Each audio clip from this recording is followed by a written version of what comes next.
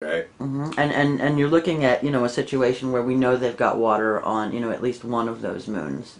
Well, You they know, just found billions on our moon and and a Goldilocks planet to say that there is other lifelike planets out there that we could inhabit. So as all of this starts to come into the consciousness, that opens the reality of extraterrestrials. But it also, when you take in extraterrestrials, accept that if they're here now, they've always been here.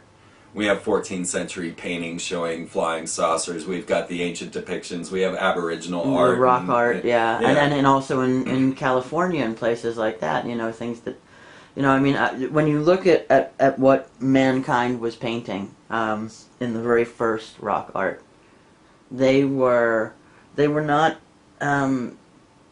representing things in a way that was abstract. They were representing things quite literally. It's quite clear, which ones are deer and which ones are horses, and which ones are different sorts of animals. And in these paintings, these rock art paintings are very particular. And so when you see certain rock art paintings of things that are appearing over and over again, people have talked about, it being plasmic activity in the sky. People have talked about, certain images, but certain images are most certainly, to the modern viewer anyway, what we would classify as either aliens or astronauts. Yeah, absolutely. And all of the sculptures and everything else that I've gone and taken all the photographs of around the museums, you can see this. And this is the new paradigm that they are opening up along with the ET studies. So it's kind of a parallel world that's going right now, where we have the ET studies such as the Royal Society's ET conference with Mazzy and Hoffman, the UN. We have the ET conference coming with, or we had with the Vatican, bringing together all of the ET biologists. And then we have NASA opening up with Linda Rothschild as their alien ambassador. And as this story runs along, we have the other story of abductions and the fear of aliens. We've got all the V coming out. We've got the event on TV, fear the aliens, understand the aliens. There are aliens. And then these meet up in two ways, in that they're reacting and interacting with us now, and they also have interacted with us in the ancient past. In addition to that, it also sets us up for a bunch of humans to masquerade as aliens and pull off the world's largest freaking false flag event. Right, but what if they were... So I think we've got the potential for all of the above. Sorry, Right. go ahead. Well, what if that faux alien invasion was actually alien in its origins, but in the ancient past, you see? They lay out a mythos like the Bene Gesserit witches in Dune, that then they fulfill. And so we have this whole message to unfold, and now we have Maitreya running around, and I can show you that what they call Maitreya's star is actually an experiment, or a war... You remember GoldenEye? That is called the New Light experiment, and it's a giant solar array that opens up and can radiate the sun down back on the Earth. And when you look at what they call the Maitreya's light, and they look at the New Light experiment, you'll see that it's actually a satellite transmitting what looks like a star in the sky. So we do have the religion boiling up out of this, because it's the Armageddon. We've got the satanic president and the satanic culture of America. We have then the rise of the space war along with the war crimes. So you have the space war is a war crime. Bombing the moon was a war crime. It absolutely is forbidden by the UN Space War Treaty, right? So we have broken treaties left and right. The SALT II treaty was busted, the Strategic Arms Limitation Treaty, when we built a missile defensive shield, removing the concept of mutual destruction. Because if you have a force field, then you no longer have the threat of mutual destruction. You can destroy a place and retaliate and not be retaliated on. And that was always our method of keeping the nukes down, right? Yeah, it's a matter of insanity. It's like, oh, well, we can both kill each other, so we'll be safe. Yeah. But of course it's been a plan and an organization simply to create the culture and mindset.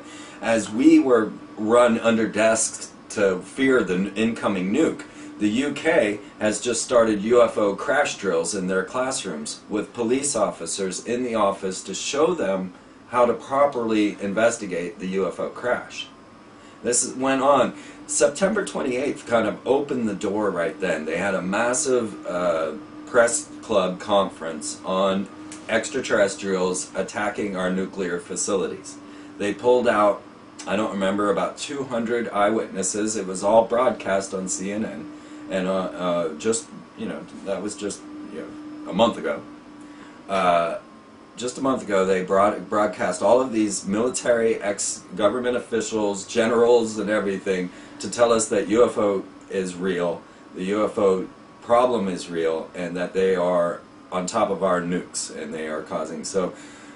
Oh yeah, I saw this. I saw the one guy give the thing about how all the nuclear weapons stood down. No, yeah, that's a whole nother thing that boiled up in this. He was like the face man that went on every news source, and it kind of degenerated what came out of the National Press Club, because there was this other guy, and I forgot who he is, but I've watched those, and yeah, he was kind of the degenerative force, much like we didn't get to Rael.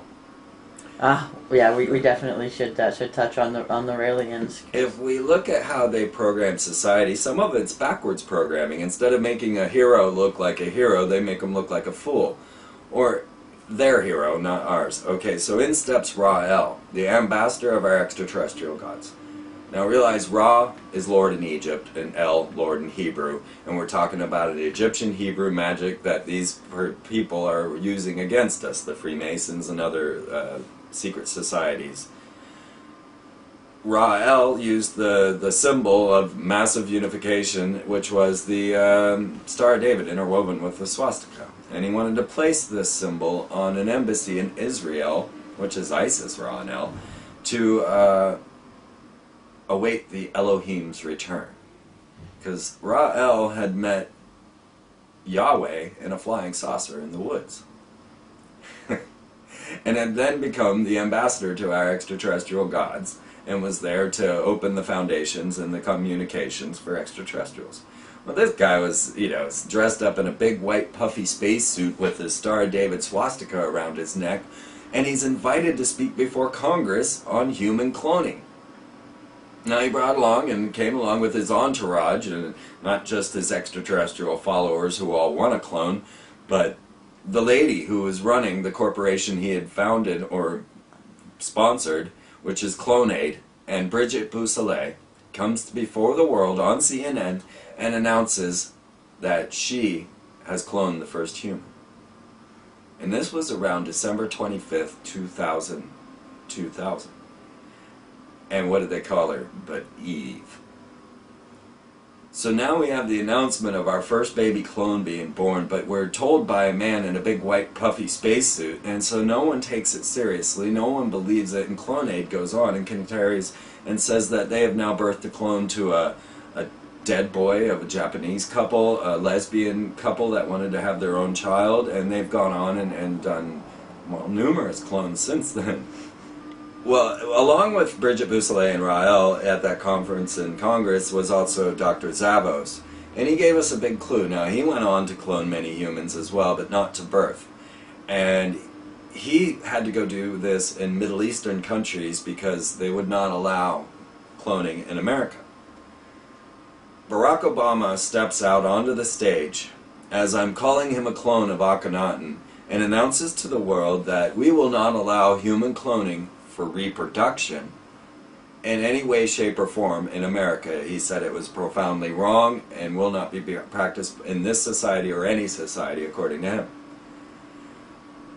Here's the president coming out about human cloning, and no one noticed. No one saw it.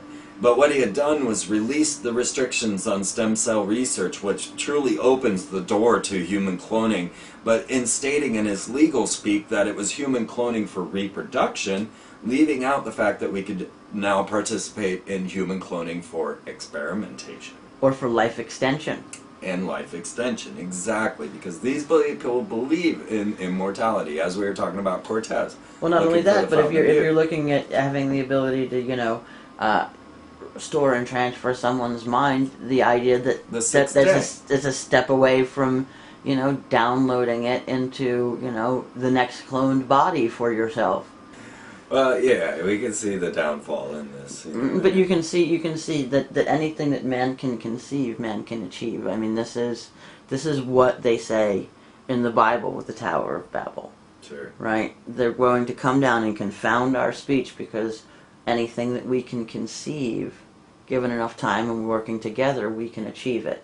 You know, we conceived of splitting the atom, we worked together, we achieved it. That was not really the best of goals. Yeah.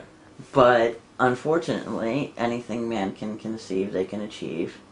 And so, you know, there's a lot of really bad ideas walking around out there that are now getting funded and are becoming realities, and people like need artificial intelligent stealth robotic vehicles. What? You know, what are you going to do with that? A thing that can think for itself and completely disappear, and is filled with war. You know, they have the Boeing Falcons, and we're pumping it all into there, and that's what civilization does. That's where it goes. It leads us into this war struggle, and it creates more machines for more war struggle, and they impregnate our minds with the concept that there's nothing but war out in the galaxy. So therefore, we have to prepare for this horrible alien invasion, and yeah, it's as though you know they haven't learned from science fiction. Science fiction has given us the submarine, and it's given us so many things. They write the science fiction, then you know you'd think that they would be well aware that what they're creating has the potential to go so wrong. That's why they got 666 encoded on everything. Yeah, so the intention is then to create a machine intelligence that wipes out all of humanity, or yeah, the Masonic chip program, right? Yeah. Well, yeah, to turn us into the machine intelligence. Yeah, well, all of the above, right? They just want a robotic robo-sapiens that they can just turn and control in any method they want.